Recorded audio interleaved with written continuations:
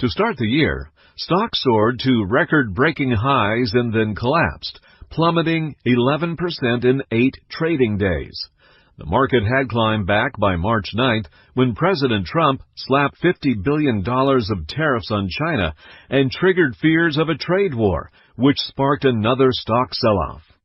If you're a bit weary from the turbulent ride, here are the most important facts to stay focused on.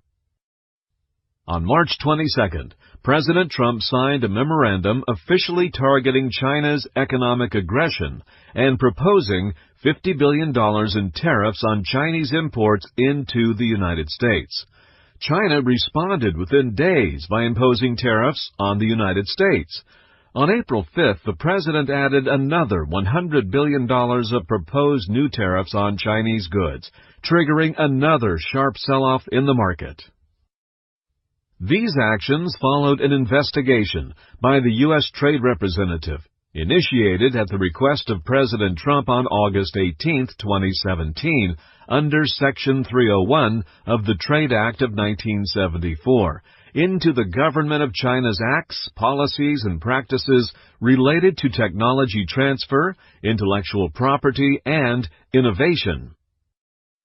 In the 215-page report summarizing the findings of the investigation, U.S. Trade Representative Robert Lighthizer called out the world's second-largest economy for requiring joint ventures, restricting foreign investment, and imposing administrative reviews or licensing requirements that force technology transfers from American companies.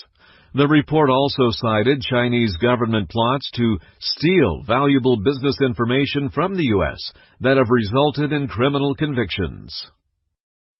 While China has earned its reputation for unfair trade activities and the risk of a trade war between the world's two largest economies has increased, the president's position is looked upon as a negotiating tactic, and it could stir a coalition of U.S. trade partners to act against China in unison. When he signed the Section 301 action targeting China, the president said he believed talks with China will end with a deal. The back-to-back spikes and dips started when stock valuations exceeded the upper band of their normal range. Measured by the S&P 500, shares in large U.S. companies historically averaged a price between 17 to 19 times their trailing 12-month earnings. In the euphoria that followed the signing of the tax law, the price of the S&P 500, in soaring past its usual upper range, became ripe for a fall.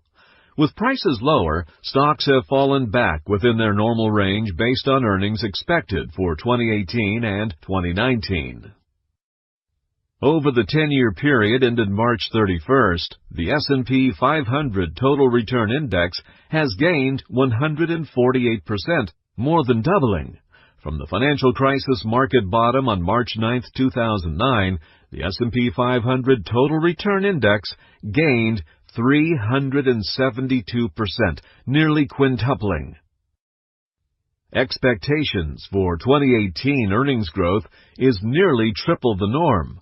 At 2,600, the Standard & Poor's is fairly priced, and the economy, by historical measures, is booming.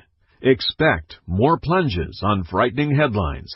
It's the price you must pay to achieve the risk premium historically earned on stocks.